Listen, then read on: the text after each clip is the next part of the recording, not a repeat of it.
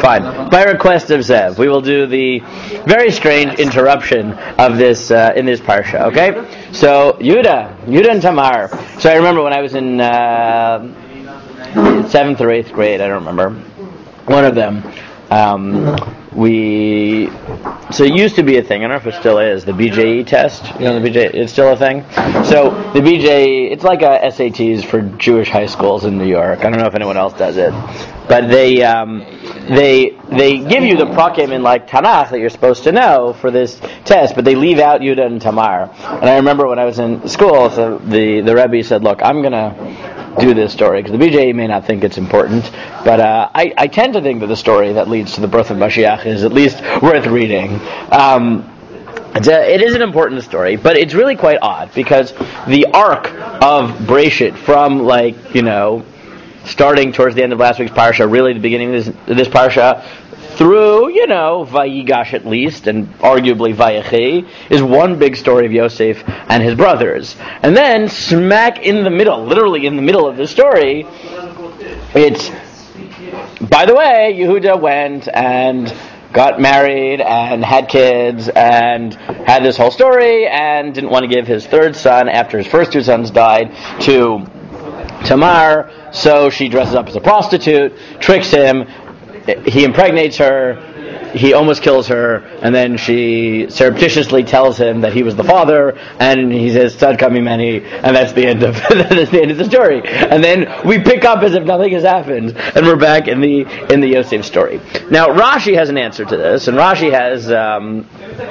answer is that because Yehuda was responsible for the sale of Yosef, and the brothers saw that Yaakov was so upset, so horidu migdulaso, and therefore it's part of the story because this was the cause of Yehuda's demotion, so to speak, and then after the stories eventually he recovers.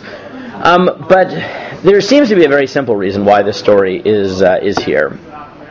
Many reasons why this story is here. But I think the simplest is to notice that this story isn't just part of the Yosef and his brother narratives, it's also the axis, right? If, you wanted to map out the story, things get worse, until Yehuda and Tamar, and then they get better. Right? That's when things start changing. Right? After Yehuda and Tamar, right, that's when, right, definitely for the brothers, right? After that, every time you see the brothers, right, they're caring about somebody, right? But even in Yosef's lives, right, things start to take a turn about this point in the story, right? What? Yeah, so he has a little bit more to go. The brothers start going up; he has a little bit more to go, right? And then he goes up. But this is basically like the middle of the story, and definitely for the brothers, this is the middle of the story. And thematically, it makes sense, right? Because what's really the theme of the parsha? What's the theme of Yehuda and Tamar's story? I mean, there's many aspects to it, but at least one central theme of the Yehuda and Tamar story is what? What it goes on, right? What is the drama in the Yehuda and Tamar story? What drives the drama, really? Kids. What specifically? Inappropriate relations. No, that's not what drives it at all. What drives the drama? The death of kids. Not even that. Think about it. What drives the drama? Tamar. What about Tamar specifically? That's Yehuda. No. She wants Come on, it's very simple. With Yehuda. And who doesn't? What drives the drama in the story is that Onain doesn't want to take responsibility for heir. He doesn't want to do proto-yibum, right? For his brother, right? Meaning heir dies. And Onain doesn't want to take responsibility for his brother because he's not willing to sacrifice of himself. He's not willing to marry Tamar to keep his brother's legacy alive because it won't help his own legacy. So he dies. And then Yehuda is more afraid for Shelah than for Er or Onan. Right? Meaning that he lets his fear of what might happen to Shelah might sacrifice the proto-yibum of Er and Onan, and to be fair, the way he treats Tamar. Tamar takes responsibility for her ex-husbands at this point, right? And insists on having a child with Yehuda. And then what happens? Right? the climax of the story is where she's impregnated. They're about to kill her, and she sends the letter to Yehuda, which says, by the way, whoever gave me this stuff is the father, meaning you. And what does he say? Tzadka mimeni, but why? Because I didn't give her l'sheina b'ni, meaning she's right. It was wrong of me to not let Shelah take responsibility for his brothers. Right, now, if you think of that, that's a very good microcosm of the entire story. Because how is the story going to end? Right, what is going to bring the Yosef story? Right now, not the middle of the story, the little story in the middle. What's going to bring the entire story to its resolution? Yehuda going from selling Yosef to Yehuda putting his own life on the line to save Binyamin. Right? And if you realize that is the two poles of this story, right? Yehuda starts it and Yehuda ends it. But at the beginning, he is willing to sacrifice Yosef. Why is he going to sacrifice Yosef? Because he cares about himself more than Yosef, because Yosef is the chosen son, and that bothers him because that threatens his status in the family. And by the end, what does he do? Right? What words represent the most contrite tshuva in Yehuda's tshuva by the end? And Vayigash, he's talking to Yaakov. What does he say? No, not there. He takes responsibility, yes, right? I mean, yes, he takes responsibility in Miketz, but what does he actually say to Yosef? Right? He says to him,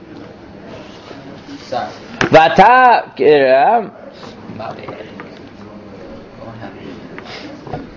right, he quotes, "Vayomer avdecha avi elenu atem yedatem ki shnayim yalda la ishti vayitzei me'achad meiti v'almar ach tarov taraf l'rit yadheina u'lekachtem gam et zeh me'im panay k'ras amratem et zivet ibra sha'ola." And what does he tell him? My father said that he had one wife with two sons. Right, meaning he tells Yosef, what's his defense? Why does he say he's standing up? Because he recognizes that that Yaakov had the right to choose his chosen wife and his chosen children, right? That is the most painful thing for Yehuda to say, which is, remember there are 12 sons. But he quotes Yaakov as saying that if Binyamin is gone, there'll be 0 left, because he doesn't count, right? I mean, he's willing to take responsibility for his brothers, even if that means recognizing that he is not the most beloved son, or for that matter, that his mother is not the most beloved wife, and therefore all of his brothers are only second class. Right? But how does Yehuda get to the point where the beginning of the story, for his own ego and for his own status in the family, he's willing to sell Yehuda. He's willing to sell Yosef. And by the end, he's willing to say, Pemole, that my father really only cared about 2 sons, and I'm willing to sacrifice myself to make sure that son goes home. The answer is Yehuda and Tamar, smack in the middle. Because that is the story of where Yehuda says, Tzadka mimeni. She's right. Because I know it's dangerous. I know I'm scared for Shelah. But that wasn't right to Aaron Onan. It wasn't right to Tamar. It wasn't right to not try and continue the legacy of my other sons just because I was afraid for my third brother. Sometimes you got to take risks, take responsibility for family. And that microcosm of Yehuda and Tamar is the axis of the story for the brothers.